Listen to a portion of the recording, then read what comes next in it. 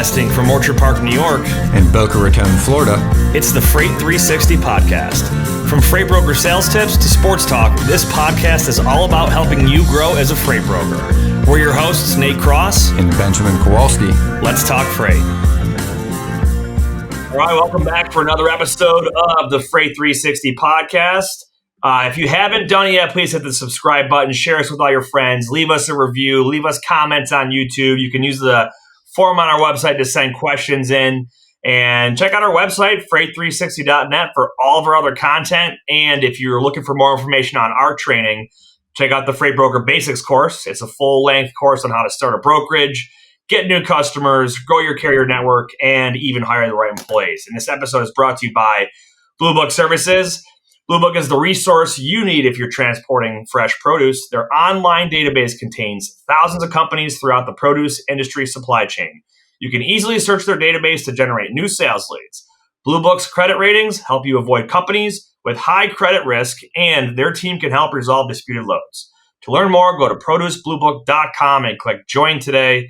That's producebluebook.com. All right, we got a guest with us today, Michael Caney with Highway.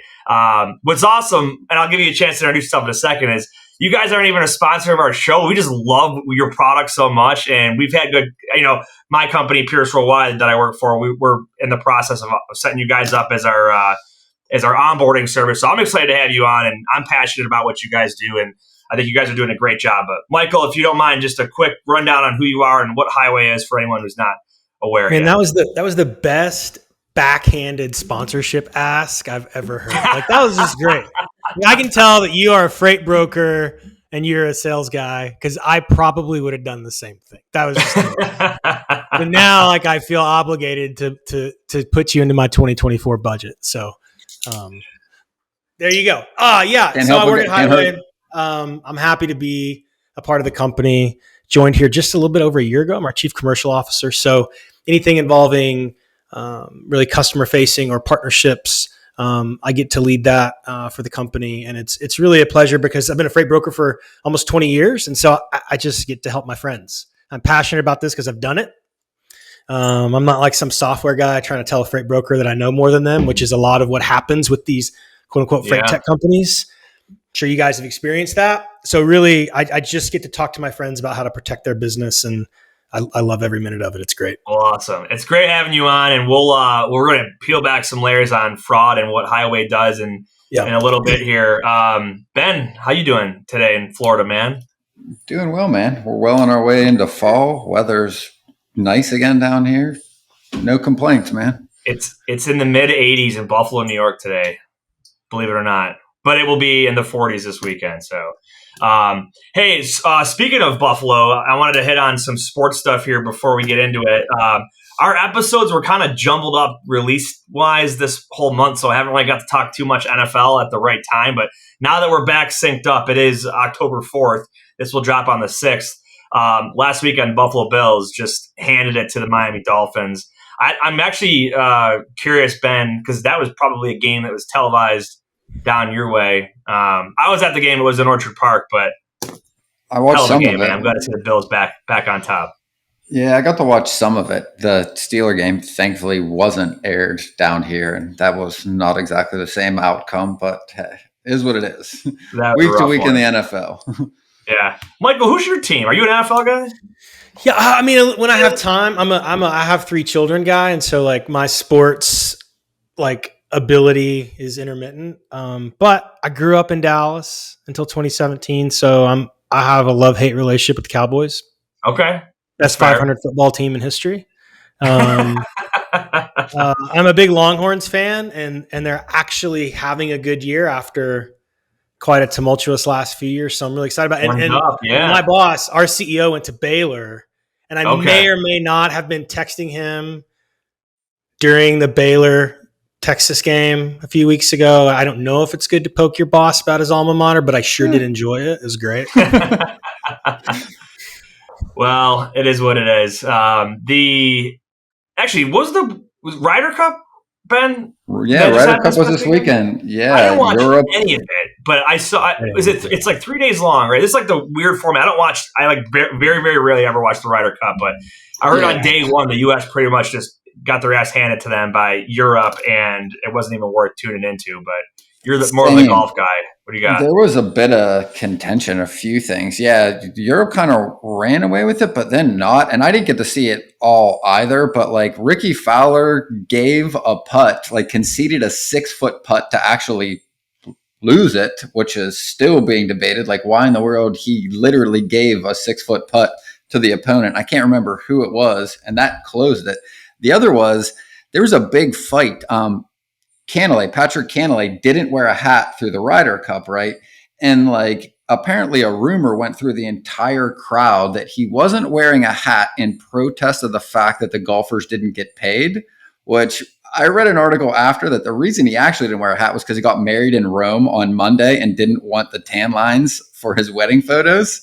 But the crowd ran with it, was like, there was a huge fight because his caddy was arguing with a crowd, which interrupted Rory's putt on like one of the final holes to close it out. And like Rory actually almost got into a fight in the parking lot with Patrick Cantlay's caddy that was broken up by Shane Lowry and like a few other people. So like there was a lot of commotion outside of golf that's worth, reading into this week. There was a bunch of articles, but yeah, I mean, Europe definitely ran away with it. And a bunch of what I read after too is that like the past like 5 Ryder Cups have just been overwhelming wins for the home team. And they're discussing ways to make it a little more competitive into the future because every time the home team is playing, they're just slaughtering the other side, basically related to the crowd because golf isn't exactly a crowd sport, obviously, but it does come into play for this event, which is why there's tons of viewership and a lot of attendance, but tends to be not a great competition to kind of watch through the final. But interesting. Well, my Bills will be in England next or this Sunday playing the Jaguars. So we'll see how that one goes. So the Bills beat the Dolphins, right? Is that what happened? Yes. Yeah, it was 48-20. And because I'm getting most of my sports highlights through my sons is actually kind of how it's coming to me these days. So, and didn't like the week before the Dolphins won 70 on somebody? Yeah. Yeah, it's kind of like when Dallas smashed the Giants and then lost to the Cardinals. Like, yeah, it's like college football. It's literally like college football right now. Like, yeah, you don't know who's going to show up every week. Yeah, you're right. You're absolutely right. But I think Miami will bounce back. They've got I forget who it is, but they have a layup game, I'd call it, for week 5. So, but we'll see. Shifting gears to news, Ben. You wrote a note in here about TQL. What's this lawsuit or what happened in Ohio? Well, with federal TQL. judge. You're an old TQL guy, so what do we got? Yeah, the federal judge ruled against TQL in the major class action lawsuit. This literally just hit the news like yesterday or like late yesterday. Few people were texting around this when this news hit. I haven't gotten much more into it other than like it's a 13-year-old case, and that the judge ruled against them. And it's related to overtime. Judge has ruled that TQL violated federal law and must pay thousands of its former employees overtime for working more than 40 hours a week during their early employment at the company. So, you're kind of a commissioned rep there, but you're really encouraged to work a lot more than 40 hours when you're building your book. But technically, when you figure out the hours, you're not making minimum wage. And that's what the lawsuit was about. It was that like basically a lot of people are working way more than 40 hours. And when you factor in what they're actually working, they're making less than minimum wage. And TQL is going to have to pay back pay as well as all of the FICA and all of the rest of it related to thousands of employees throughout their company history. So I think I saw Matthew Leffler post something about that. I think that's where I saw that. But wasn't that ruling, isn't that old? Isn't that just now coming out? Didn't they rule on that in 22? Is that what I saw or am I missing that? Well, it says the ruling could end up being costly for Greater Cincinnati's private company. No, it's just saying I remember hearing about it last year, but it did pop up like in the news this week, and I'm not sure what the change was. Yeah, I think it was in the news last year, but maybe there wasn't a ruling, but there's a few of like big name cases. And I think the one that like Matt was involved in was maybe the other one, because we were looking up the rest of the cases this morning. Actually, Stephen, Nate, we were digging in and looking for as much as we could find, but there's just very little released on this case. In fact, I got a text from a few people that said that somehow that they were looping in other organizations into the lawsuit. And it's just going to be really interesting how this is going to play out, because it's a huge case. I mean, lots and lots of money on the line. It's big. They're one of the big dogs out there. Well, not only that, but it'll change the way they got to move forward too, right? Like, and how and what people are going to get comped for. Like, I mean, this could be really, really big. So. Setting a precedent. Yeah, it does set a precedent. The fact that this is public, because this has been a defense tactic a long time that employees have used to get out of non-competes. Don't ask me how I know, but like read within the lines.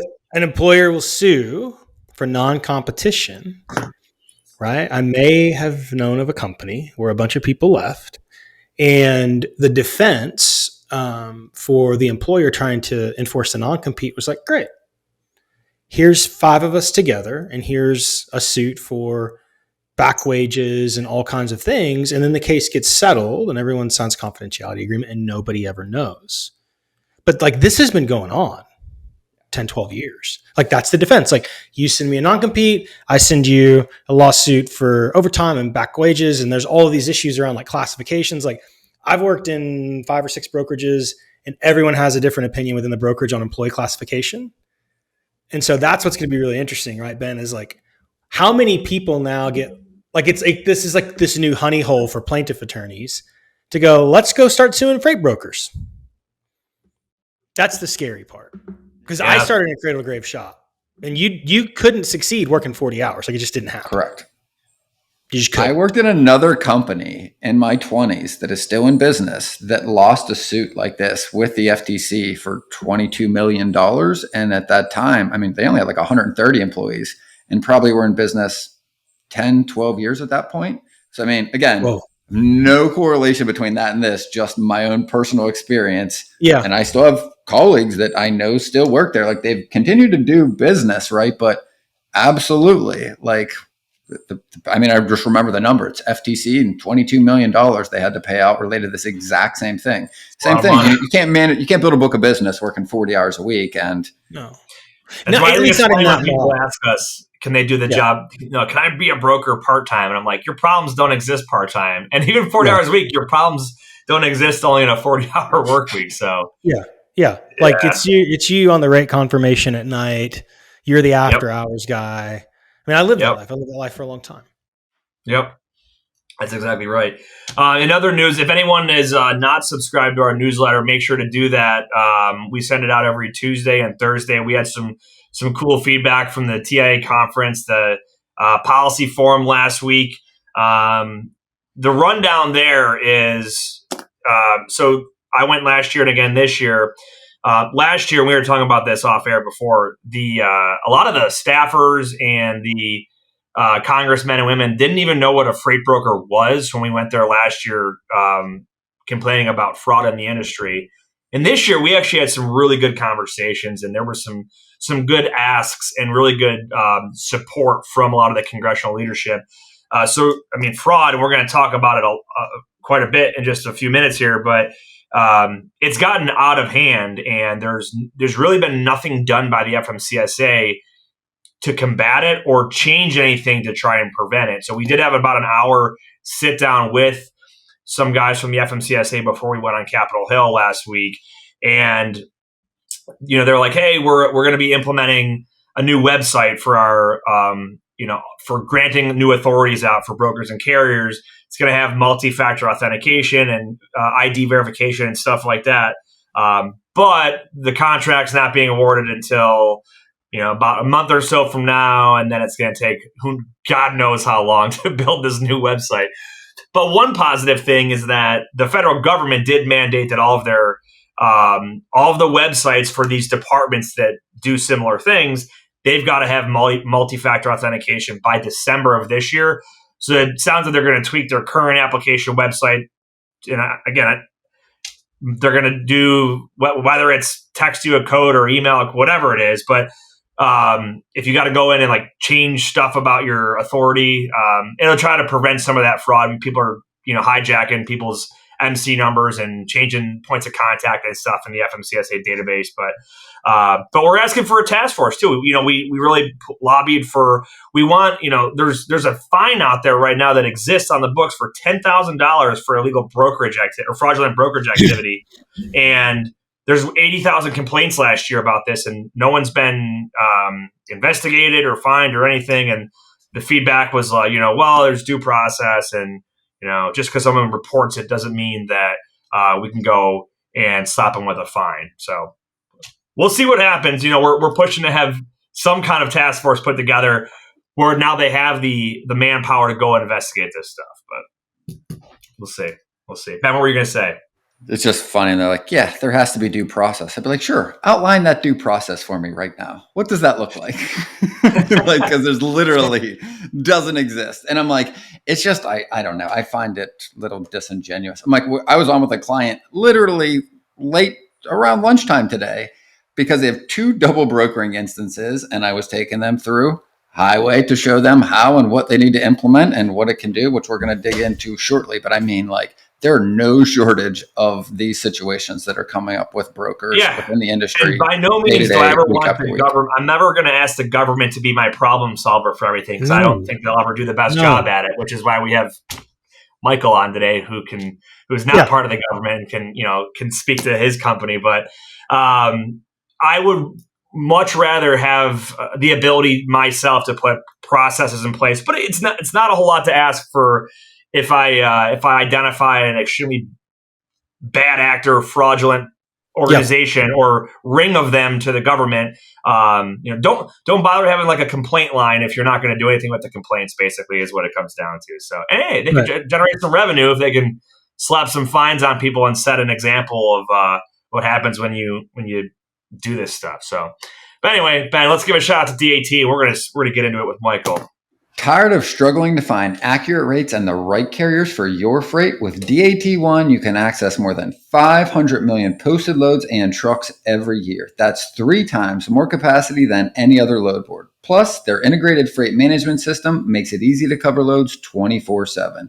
They have the most trusted network of carriers, brokers, and shippers in the industry. You'll get real-time rates on every lane, so you'll know exactly how much a shipment will cost before you commit to it. Plus, you get instant access to top bids from qualified carriers around the country.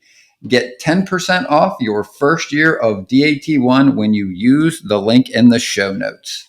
Absolutely. That's that new promo now. Instead of just getting a month for free, you can even save more. They did, admittedly, DAT said that, speaking of fraud, people were using the free month of DAT to get on, create an account, and double broker loads. So now you got to actually put some money up, but you'll save more in the long run. So use that link. So back to the government not doing their job. Michael, the good thing is this is like job security for you, and this is definitely security for Highway, right? Oh man, no, I don't want it. I don't actually want it to be that way. Like, that's actually not the case. Like, I don't want my job security to be people keep stealing things from my friends. Like, that's not what I want. But we should talk about that because one of the things that kind of prompted the conversations early in Highway were, this idea of digital connection being a problem. Right. We've all worked in brokerages. Nate, you still run a brokerage and have agents, and you're familiar with all the different models. And one of the things that actually created the fraud problem is this digital book it now. Everybody kind of a race to get that done, and nobody put basic KYC, KYB principles in place. It was just like Craigslist, like, yeah, book it now. And then you wonder, like, why the guy double brokered your load or stole it? Like, what are you thinking?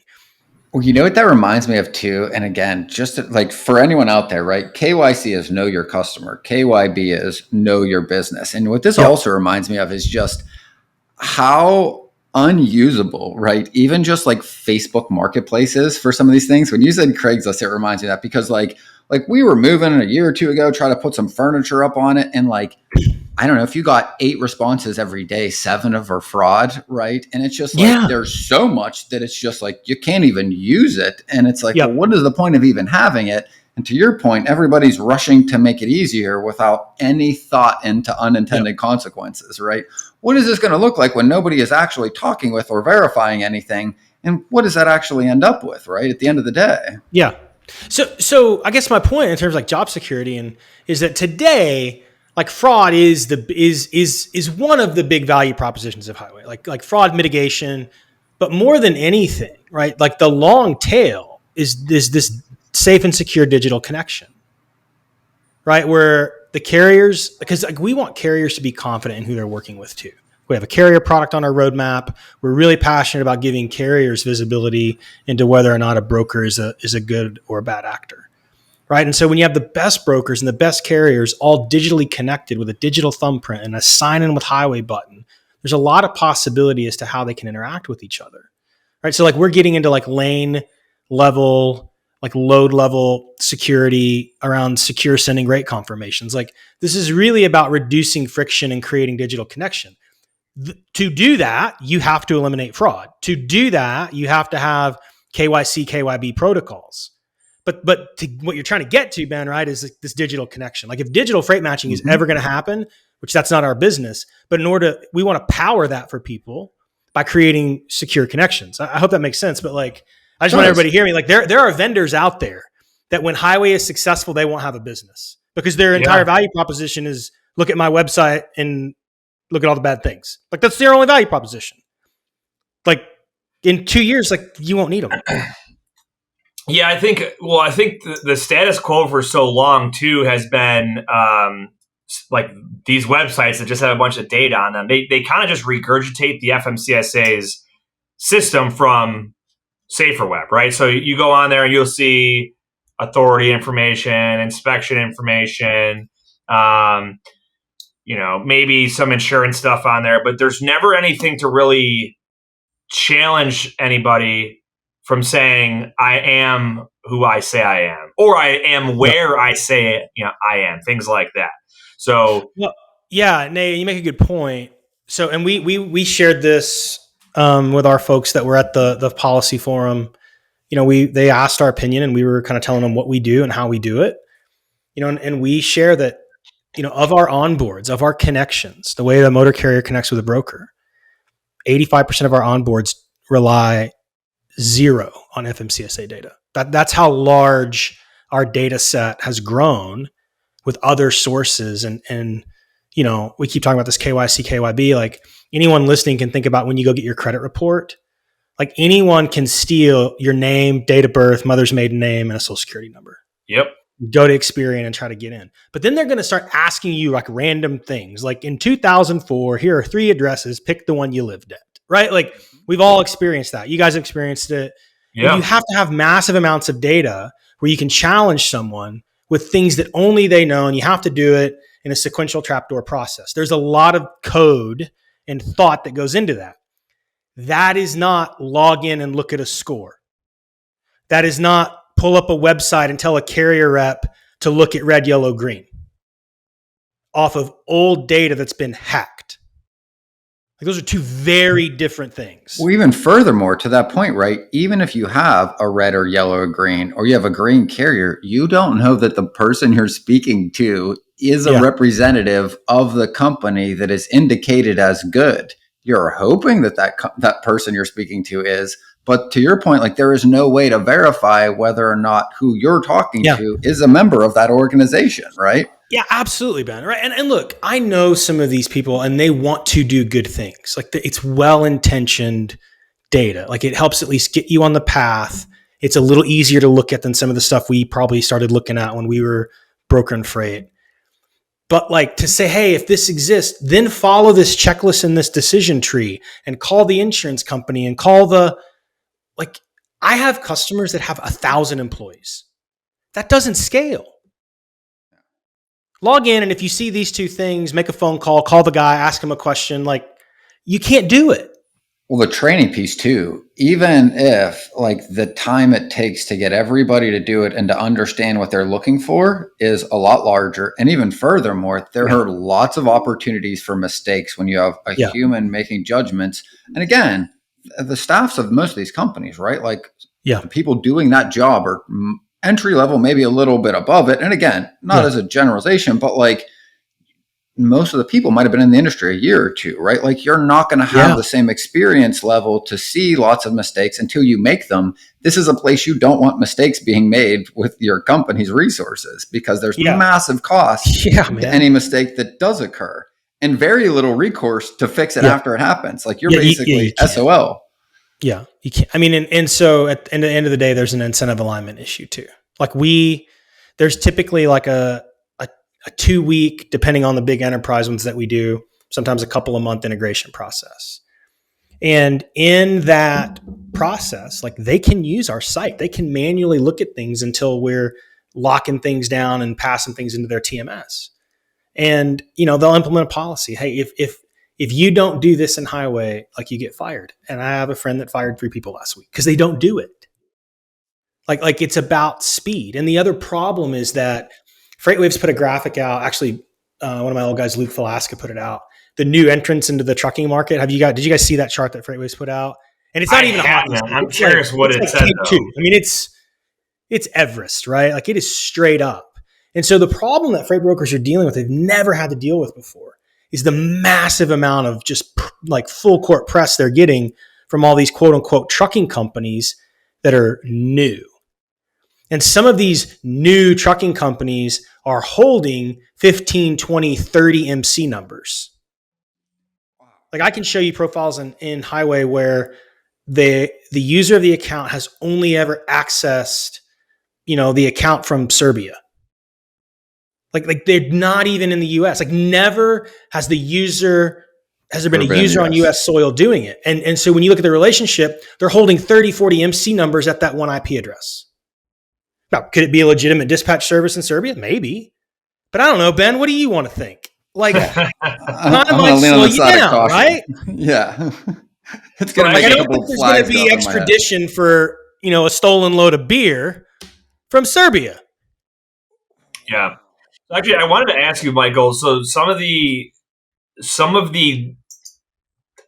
data sets you look at that you're using, and also some of those insights, right? Like the first one you just mentioned with a dispatch service in Serbia, with multiple, a carrier that's got multiple MC numbers. I've seen some of the things I've seen on Highway are like associated digital activity, virtual office address, residential address. Can you talk through what some of those red flags or maybe just insights, right, that you guys are identifying to say, hey, look at this.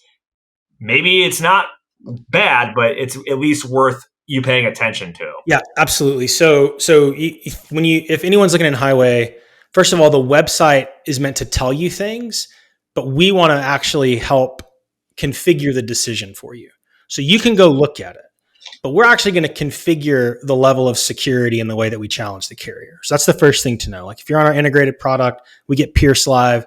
Like we're gonna work with you to set risk models and risk tolerance based on certain things. So that's the first thing to understand. But we will talk about what's on the website. And so there are types of signals and there's different levels of severity. So if there is an identity alert, that's going to be fraud, theft, double brokering, identity theft. An identity alert can be, hey, Freight360 at Gmail is impersonating Michael's Trucking. Watch out for this email address. Doesn't mean Michael's Trucking is bad. It's just letting anyone know that like there's an email. But now what that's going to happen is we're going to flag that email. It's going to go into our Outlook plugin. We're going to verify Michael's Trucking's email address. And then anything that doesn't match that in our Outlook plugin, we're automatically going to flag that email in the user's inbox. Like they don't even have to go look at Highway. We're just going to stop it in the inbox, right? So it's there. You can go look at it, but we're going to automate that, right? So fraud, identity alert, that's a big deal, right? Insights, right? Insights are, hey, like there is also a broker authority at this address. You might want to ask this question. So then you have to make a decision, right? Does this guy have 150 trucks and a brokerage authority? Like that's pretty natural. Does this guy have 2 trucks that have never been inspected and a brokerage authority? and maybe their failing TriumphPay's load limit, that's probably a bigger deal. So the reason I bring up those other data points is that there isn't one like, oh, they don't have an inspection, they're an F. No. Oh, they haven't been in business very long, they're fine. Or they've been in business a long time, they're fine. No. You have to look at multiple things and see if there's a pattern. And we could do this all day long. And by the time I told you what the patterns were, they'd be old because the bad actors would have pivoted. That's why we have an army of engineers that look at this stuff and constantly adjust it. That makes sense? And then the last piece that's kind of the least important, but you need to look at it, is the associations. So you've got theft and identity alerts, you've got insights, and then you've got associations. Sometimes associations are legitimate, right? Like Lean is a sponsor of this show. I am a Lean customer. We have to white label Lean IP addresses all the time because they do a tremendous amount of dispatching in various parts of the world, and it's totally legitimate. It's completely legitimate, totally fine. All right. There are car haulers that have legitimate overseas operations that work here. Like there are certain instances where you have to white label those things. Now you look at 30, 40 associations, you look at a lot of MC numbers, and when you go back through the carriers and you see that they keep coming in and going out of business, coming in and going out of business, coming in and going out of business, that's somebody that's laundering and doing bad things with MC numbers. Right? So there's things we look at. Like we see insurance companies change their name all the time. So you got some of these, here's kind of like one of the things to look at, right? There are certain kind of like those Bach 3 companies that are agents that they go out and they'll register you or do a thing. Yep. There are times that carriers, those registered agents and insurance companies are all in it together. And they're just cycling through. That's scary how like intricate it gets. Can you explain that? Can you like in a very low level, like Nick, so there's I don't want to out who they are. And here's the other thing I'll say too, just total sidebar. We're talking about the government, and there's a difference in the way the federal government attacks and prosecutes these things versus local law enforcement. And so sometimes, not the FMCSA, they're their own barrel of monkeys, but as it relates to like the FBI, sometimes we need to be patient. Because the way the federal government tries to put things together is they want to have a big case. They want to take a ring out. They want to have a big splash, right? Local law enforcement needs to chase cargo theft and other things like that. And so there's a total difference in dynamic in the way that local law enforcement works against cargo theft versus the way the FBI is trying to attack it. And so some of our friends that are out there talking about their FBI task forces banging their chest, it's actually not helpful. Like the FBI actually doesn't need us out there talking about what we're trying to do to catch bad guys. Makes sense. It's a very good point. You guys ever seen a movie? The press release comes out after the bust. Like watch a cop movie. It's not hard to figure out. Yeah, you're right on that. I did want to take a moment and actually give a shout out to Lean now that we've mentioned them. Is your freight brokerage hiring? You got to check out Lean Solutions Group, the industry leader in nearshore staffing for logistics companies with offices in South America, Mexico, and the Philippines. They offer a wide range of roles from back office operations to web development and marketing. Partner with the best. Visit www.leangroup.com to learn more. That's LEAN group.com. All right, back to it here. So back to the scam I was telling you about, Ben. So there are these truck permitting services, and they will call some of their customers and say, hey, do you want to sell your company? I don't know if you show the video, but I'm using air quotes, right? Like, sell your company. And they'll go, yeah, right? You've got 2 or 3 trucks. That guy, they'll tell him, hey, like you can, for $10,000, you can sell this and I'll get you another permit and you'll be back in business tomorrow with a different MC. And so they sell the company, and here's how the sale works. I'm not actually buying anything. I'm not taking your trucks. I don't want anything. I just want your company. Your authority history. And what comes with that is I need your email addresses and passwords. And so what you have is something that looks incredibly legitimate. And so what happens when the FMCSA hits them with a 2-factor on their Gmail? They're going to get in. Mm-hmm. Oh, sure. Okay. Because the guy bought the login to all that stuff. Yep. They buy their DAT login. They buy it all. That's part of the quote unquote sale. Mm-hmm. And this poor guy, this truck permitting agency gets him up and running with another MC, and he's running around and he doesn't know any better. And then all of a sudden somebody calls him and goes, you're stealing stuff. And he's like, oh, it's crazy. And the insurance company is involved too. I ran one of these down. I called the insurance company and I was like, hey man, I need to talk to you about one of your insured. They stole cargo from one of my clients. The next thing I know, I get a text message from a number I've never seen that says, hey, here's where your cargo is. Here's the warehouse it is. The guy was running away because he got caught. I didn't ever talk to the guy. I called the insurance company. Wow. That's wild. Some crazy stuff. I called the truck permitting agency that gave me the name of the insurance company, and then all of a sudden the bad actor was texting me on my phone telling me where the cargo was. Thought I was the broker. Hey, aren't you XYZ broker? No, I'm just real curious. Just real curious. And the crazy thing is we found him again last week. We shut 10 of them. Same guy, same pattern. You just watch for the patterns. The identity theft piece, I think, has gotten really nuts. Because I remember if you go back like a year, what we were seeing, at least me personally, what I was seeing a lot was you're kind of like your traditional double brokering. Somebody would take a load as a carrier, fraud or illegally rebroker it out to another carrier with no intent to pay them, sometimes inflate the rate, right?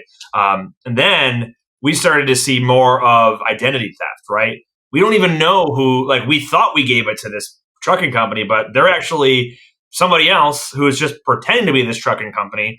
We've even had, it happened today and it happened a couple weeks ago, we've had some of our load board accounts that have been compromised, right? Phishing scams and whatnot. And next thing you know, we're getting a phone call or an email with a doctored rate confirmation that we never created. It doesn't even look like our company's logo. And we're like, oh, geez. But the identity theft part is insane. So do you have any other stories on that or anything that you guys are doing that kind of like combats that? Yeah. I mean, I think so have you ever, like I had to reset my Gmail passwords today, like literally just before this call. Like I integrated Slack and Gmail and then Google was like, you got to reset everything. So I started doing it. And then like I got alerts everywhere. Did you log in here? Is this you? Like, I mean, everything was like, did you actually do this? Is this really you? And, the problem with the phishing account is those protocols don't exist. So I can't go fix these third parties, Nate. I can't go fix some of these load boards. But I can lock up my customer's rate confirmation to make sure it doesn't go to the wrong place. I can create a breadcrumb around if it gets downloaded, where it gets forwarded. I can lock up their inbox, right? Like I've got a plugin that can at least catch those guys. So when you think of Highway, when you think of like our identity engine and our onboarding product, like what you saw, I'm gonna clean them out of your house and keep them out of your house. Right, so kind of the design principles are reduce total surface area of risk, be the hardest target, understand that there's good guys and bad guys in the world. So if I kick the bad guys out of your house, which will probably be to the tune of 15 or 20% of your network, and then I keep the bad guys from getting in, the next thing I can do is make sure that none of your agents have to go like, see, is that an I or an L? Did they change one letter in the domain? This is what happens, right? It's just, we've all seen those things on the internet where the words are all mixed up, but you can still read it. Right. And so somebody will change an L to an I or an O to a 0. And so the domain looks just close enough. We catch that. All that gets flagged in our database. And then we don't let it go. Even if somebody were to go in your TMS and drop down the pick list and pick a wrong email address, if you're using our LoadLock product, it doesn't go. We stop it. We intercept it and say, you can't do this. Like, this is not where this is supposed to go. Pretty good stuff. That's pretty cool. Your head spinning over there. It blows my mind. Again, it just keeps coming up every week, more and more, week in and week out, right? Of just more and more fraud, more and more instances. And it's to 2 points, right? To what Nate is talking about with the TIA. Again, call today. Like brokers, like I literally don't know what to do in this scenario. Like, carrier won't respond, can't get the insurance. There was a claim on the situation. The load was double brokered from an asset carrier. They sent it to something you brought up, Michael, to their sister's motor carrier company, right? Like the trucking company gave it to another trucking company, which they didn't have the authority to do. But to Nate's point, nobody's enforcing that. So like they just did it anyway. The company they gave it to was a legitimate asset. The problem was they had no reefer insurance. And there's a claim on the reefer side. But like from the broker's point of view, they did everything they could, to Michael's point, to vet the MC, The company was legitimate. They had the right insurance. They ran 8 or 9 of the 10 loads that was included in this project. The last load, the trucking company either had issues with their truck or whatever, gave it to his sister's company. And again, that company didn't have the reefer insurance. And guess which one had a claim on it, right? The last one that went in the one without the insurance. And now it's the largest customer. Customer doesn't want to give them any more business. Customer doesn't want to pay their invoices. Insurance companies can't resolve the claim. And there's $40,000, $50,000 on the line. And it's like, well, now what can you do? Because you can't go to the FMCSA. Nobody's going to do anything. You can't really get the money back. You can't go down insurance. You're left with 2 choices: lose the customer or pay it out of pocket. I mean, like, what else? What are there? So that brings up a good point. You write the check, and that's what they know. The broker's just going to write the check. So because you think about it, if it is worth writing the $5,000 check over possibly losing a $500,000 customer when that truck goes around and starts banging on your customer's door. But some brokerages, they don't have $5,000 to write that check. No. And they go out of business. Or if that happens, or some brokers, like I've had guys call me and go, I'm tired of it. It happened to me 10 times last week. So you're talking 7 figures. Of theft.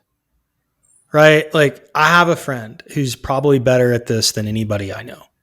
Runs a big brokerage, has a great process. He's like, Caney, I do all this stuff. I blah, blah, blah. And I'm like, yeah, you do. But it's kind of manual and I can make it better. And he's like, no, whatever. He called me 6 months later and said, the good news is I need highway as fast as possible. The bad news is it's because I got 5 loads stolen. And here's what he said to me. We have the right process. We just didn't follow it. I have to take the human element away. Like I printed that text out and framed it because I was like, this is like here. I mean, he's good. We're talking about literally when it comes to carrier sales, compliance, capacity management, literally one of the best. And he has the right process, but it's the human element. People get lazy, they get desperate. It's a Saturday and they're just trying to get a load covered. I mean, the shortcuts. That's where I've seen it too in the last year or so is people take shortcuts and they get desperate. They're backed into a corner and they're like, yeah, no, nothing smelled bad. I didn't, no red flags there, but that's a really good bad actor that fooled you, and you take a couple of shortcuts and you get burned. I think there's 2 things we got to talk about because Ben, you do some consulting, right? Like you're in brokerages and talking to them. Yeah, do both. Literally doing the job of brokering freight as well as doing the job of working with clients. So I think one of the things that we just have to talk about culturally is we have to. So like when we were brokering freight maybe 10 years ago or something, like it wasn't this bad. It certainly wasn't this bad 20 years. Like most trucking companies were out to do the right thing. It just wasn't as bad. And so what happened as a culture is freight brokers were trying to get the carrier to pass. The answer was, how do I get them in the network? Hey, you need to call your insurance company and you need to get a rider for this load, or hey, you need to sign this different, or hey, I know you have a conditional rating. Can you send me your safety plan? Like the culture was, let me figure out how to get them to pass. Our customer success leader also works on my team. And every day we get emails. They're like, hey, this carrier's failing in highway. How do I get him to pass? And my response is always, you don't. Literally, that's the problem. Exactly. Stop helping. But, a carrier will get a rep on the phone. And here's what everyone needs to understand. They're very, very good at this. They're very, very good at tugging at your heartstrings and telling you that dispatcher that did that bad thing, he doesn't work here anymore. Oh, hey, buddy, I'm a good guy. I promise. Can't you just do this? The other brokers use this service and they just override. These bad guys literally know the buttons in highway. They know RMIS. They know my carrier packets. We have had folks try to call our support line and go, well, the last broker just did this. And we're like, get off my lawn. No. Get off my lawn. They're really sophisticated. And so what I would say is, if we stop them, if we introduce friction into their flow, you don't need to work with them. There's a reason we did it. You don't need to try to get them to pass. Here's the other thing I'll say too. I kind of led talking about digital freight matching and load boards. And there's a lot of large brokers that have gotten burned. Almost every single time we go and try to help them investigate it, it's a carrier got into their platform and took a whole bunch of loads at once. And so they'll call me and I'll say, hey, man, I've known you a long time. You're my buddy. I don't know how you let a guy steal 6 loads when he has 2 trucks. Well, we got this platform and they logged in. It's like, okay, man, I can't fix that. Or he says his buddy's leased on, he's got a lease agreement. Yeah. And that's, you mentioned the thing where someone gave a legitimate trucking company, but they didn't have the insurance. Man, can we just say trip leases are worthless? Can we just go there, please? Yeah. I'm not opposed to that. You read these trip lease agreements. So a motor carrier comes to a freight broker and signs their broker carrier agreement. There's going to be indemnity provisions. There's going to be insurance provisions. They're going to agree to certain covenants. You don't know if these quote unquote trip lease agreements for these owner operators, if that entity chooses to indemnify any of their, none of that is known.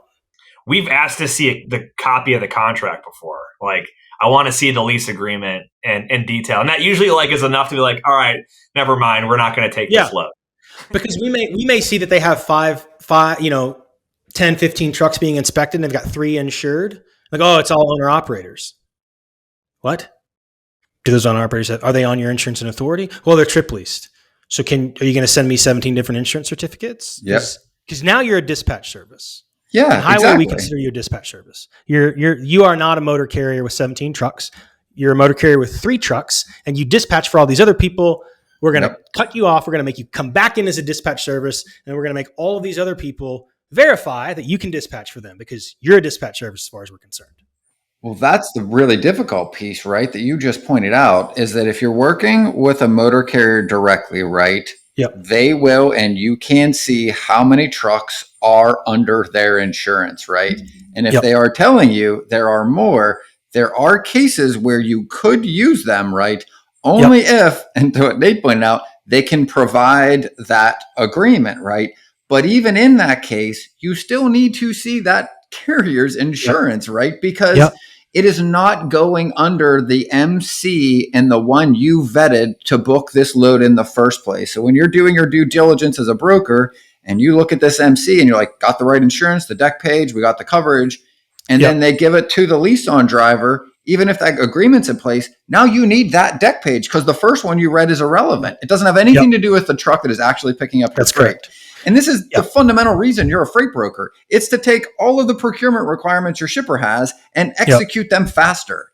Not just faster, but you still have to uphold all of the things with inside it. And there's giant holes in this process at this point. You just don't even have visibility into it. Yeah. And the unfortunate thing in the shipper and legal community is that everyone knows, look, everyone that's listening to this show that's a broker, all my customers, they deal with the majority of the market, which is, I think it's 96% are, 10 trucks or less or 6 trucks or less or something like that. Right. And those are the carriers that are the danger. Look, a guy's got 250 trucks. So we think about acceptable thresholds, right, Ben? We may see, X amount of trucks on their insurance certificate and they're always going to be 15, 20 trucks missing just to get caught in updating the schedule or the driver, whatever. It's the small guys. It's the small guys that are giving this one to their cousin or their brother, or they're double brokering or they're overbooking their market. It's typically the less than 10 truck operators, guys with a kind of a shady policy. Those are the ones you have to look at. And we flag all that for you. That you don't have to go manually do this. Highway does that for you. But that's where the danger happens. It's the small carrier. Conversely, it's the small carrier that gets impersonated. I was just going to point that out. You're right. Yep. They're the easiest to buy the MCs from. Yep. They're going to be the ones that if they shutter, they might sell it to somewhere else. And again, they're not doing anything wrong and anything that nobody else could or should be able to do, right? It's what happens after that when they're not involved, because the perception to the FMCSA is it's the same company. And you don't know that company has changed hands, if any of those assets are still involved or any of the above. Yeah. It's just a static record of what happened at some point in the past. So I'm as passionate about protecting that small carrier as well. like you've got guys running around 3, 4, 5 trucks, and then all of a sudden they can't get business.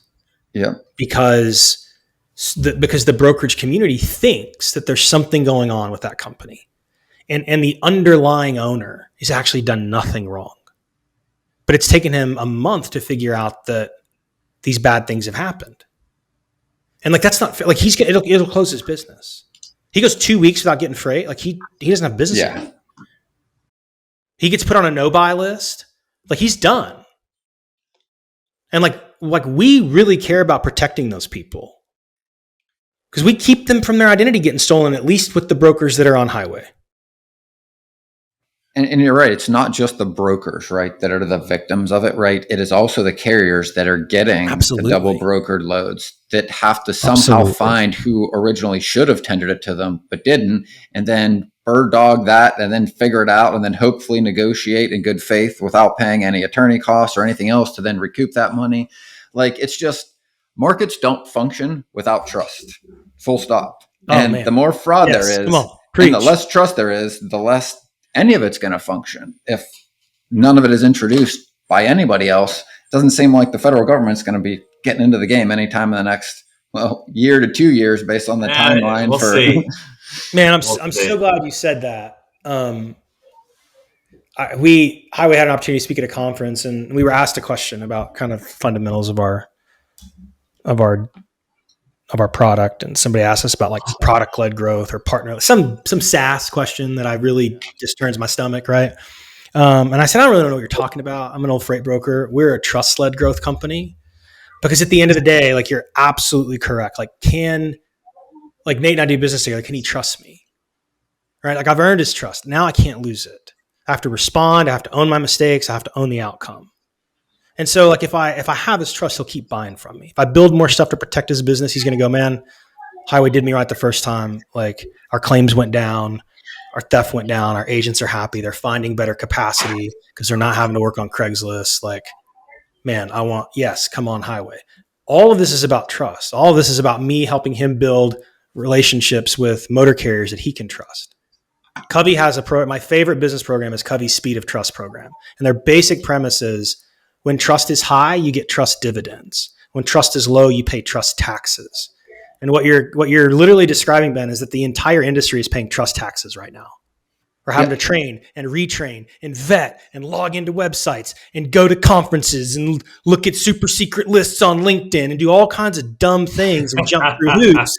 And all of those are essentially trust taxes. You know who else pays those trust taxes? The small motor carrier that moves most of the goods in the American economy, that's just trying to run a business, that hasn't done anything wrong.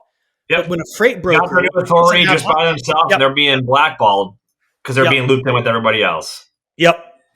And the irony, right, I think to all of this, right, is that everybody's paying the tax for the lack of it in the industry. And I think the ultimate irony is that, like, trust and relationships are the value of every brokerage in the market, right? Like, it's not the contracts, it's not the bids. Even in a digital brokerage, Ben, brokerage, the trust and relationships still matter. Even if you're digitizing that relationship, it still has to be a relationship and it still has to be trusted. Yes, because if it's not, like 100%. Then that's the biggest, and I think that's the thing that gets lost a lot, is that people don't really understand we talk about this a lot in prospecting and sales, is you are going to move the most important thing to this company. It's the thing they manufacture and sell or distribute or whatever it is. If it is a good, right, and it doesn't get there, they don't get paid, and that customer may never do business with them again, right? You are taking and delivering on behalf the thing that is most important to that company. It's their lifeblood. And if they can't trust that you're going to do it, or that somebody's going to steal it from you without you knowing it got stolen, what good is it, and why? And this is, again, one of the major reasons why there are problems where people go, well, nobody wants to work with brokers right now. Nobody wants to onboard new vendors. Well, again, if you've worked with a handful of people that you've at least established, like we pointed out, trust over the years, you're going to be pretty hesitant to bring people on unless you've got real trust or referral or some reason to believe they're going to be able to take as good of care with your freight that the people you've been working with have. Yeah. Well, and the other thing I'll say too is it's no secret that brokers and motor carriers kind of go at it depending on the freight cycle. And one of the things that we really have to work on is being patient and being kind of gracious with carriers that don't get it. Like, hey, why are you asking me these questions? Why do I have to go through this? And so I'll have conversations with them and say, look, man, when you went and got that truck, did you just fill out a credit app and they're like, here's the keys? And they say no. I go, well, like they made you prove some stuff, right? Like they made you prove that you're gonna be able to pay for that truck. This guy's gonna put $150,000 worth of cargo on your truck.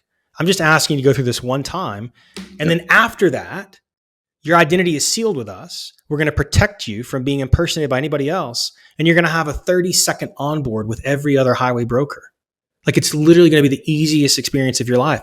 I'm asking you to go through this one time forever.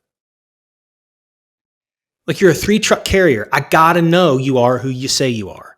And then I'm going to protect you and you can onboard with the biggest brokers in the country in 30 seconds. Just click a button. Like that's really the path. But you got to empathize with them because their job's hard enough, man. You can't park anywhere. Being a truck driver is not the easiest thing in the world right now. You just look at truck parking. If you look at what's going on with freight rates. So it's going to take the brokerage community being a little kinder at times. Let me just say that. Does it cost you any more to be nice? Yep. Yeah. It's a great point. What else do you want to talk about? Can we talk about something positive? This is what I do. Let's send it off on something. Let's send it off on something positive here. And I kind of want to go back to sports, unless you guys want to talk Fred. I want to talk about some upcoming games this weekend. What are you excited about this weekend? I'm excited that the Buffalo Bills are playing in London, and I just think it's going to be a great reason to drink Bloody Marys at like 9 a.m. You know what I mean? It's going to be a good Sunday. But I've got Texas OU this weekend. I got the Red River. That just went right over you, didn't it? I do not follow college the way that you do. So Texas versus OU. I mean, Ben, you're below the Mason-Dixon line. You got to at least know what I'm talking about, right? Like Oklahoma University and Texas. I'm tracking the two teams. Yeah. I don't know who's good and not good right now, though. Oh, it's Texas this year. Oklahoma's beat us out for 2 years. But it's so every year it's during the State Fair of Texas at Fair Park at the Cotton Bowl. It's a big deal. It's like a noon kick right in the fairgrounds. Like it's a huge game every year. So that's my Saturday. Fair enough. Are they both ranked? I mean, I know Texas is. Is Oklahoma? Yeah. Like I don't. Those are some of my favorite. Games to watch when you get two fairly higher ranked teams. I didn't actually see how did Colorado? How's primetime looking after the good start? I saw the bad game, right? 3 or 4, but standings. I don't know if OU's ranked. I don't know. He just lost to somebody, and they scorched him in the press, man. Yeah, the press hates it. But I don't know. I love Deion Sanders. Big fan. Yeah, man. He lived. Okay, is Oklahoma ranked? Oklahoma's ranked 12. Texas is ranked 3. Oh, so that will be a good one. Yeah, I didn't know that they played. They're both going in. They're both going in 5-0. That's awesome. They're both 2-0 in the conference, and they're both 5-0 overall. So, okay, now I'm nervous. Maybe we shouldn't have talked about this one because now I'm nervous. Maybe something else. You had some losses. Yeah, no, that's good though. What about you, Ben? Like I got 2 5-year-old birthday parties this weekend. I got one on Saturday and one Sunday. 2 princess parties. One Saturday and one Sunday. But, man, you're in that phase of life. That we are. Is your daughter's birthday this weekend? No, hers is in. Oh, you're just going. You got invited. Yeah, just two friends from preschool. One Saturday. Gotcha. One Sunday, but she's super excited. She loves birthdays. Doesn't really understand why everybody doesn't have birthdays every day. We're working on months of the year in the calendar and understanding us because one of our friends had a birthday Tuesday and she didn't understand why it couldn't be her birthday the next day. But good times. Michael Caney with Highway. It's always good to have a conversation with you, and thanks for coming on the show. For anyone that wants more information on Highway and to connect with you guys, what's the best way to do that? gohighway.com, Michael at gohighway.com, info at gohighway.com. We're a startup, man. Super easy. It's our name. Just somebody's first name at gohighway.com. Super easy. Love it. Or just come right to Ben and I. We do have a referral sheet we could send over to you. So yeah, actually, yes. If you're listening to this show, don't come to me. Go to these guys. They're a referral partner. Please go to these guys. There we go. We'll get you connected. Good deal. Michael, any final thoughts before we wrap it up here? No, I think what I would say is we talk a lot of noise. It's easy for a bunch of freight brokers to get together and talk noise. But I'm really sympathetic to how difficult it is right now to run a freight brokerage, just with the economic environment and being attacked every day. And it really is our heart to serve freight brokers. We only sell to freight brokers and help you secure your business. So if you call me through Nate and Ben, I'd love an opportunity to serve you and help you. Awesome. Well, thank you. Ben? 2 things. One, just this afternoon, I counted this quickly. I got 6 fraud phishing emails just this afternoon from random unassociated things just in the afternoon, basically while we've pretty much been recording. Whether you believe you can or believe you can't, you're right. And until next time, go Bills. That wraps up this episode of Freight 360. Check out the show notes for links to anything that we've referenced on this episode. And make sure to visit us online at freight360.net to see our entire library of episodes, videos, blogs, and more. And make sure to check us out on Facebook and subscribe to our YouTube channel for daily and weekly tips and content. And if you'd like your question answered on the show, fill out the Contact Us form on our site, and we'll see you next week.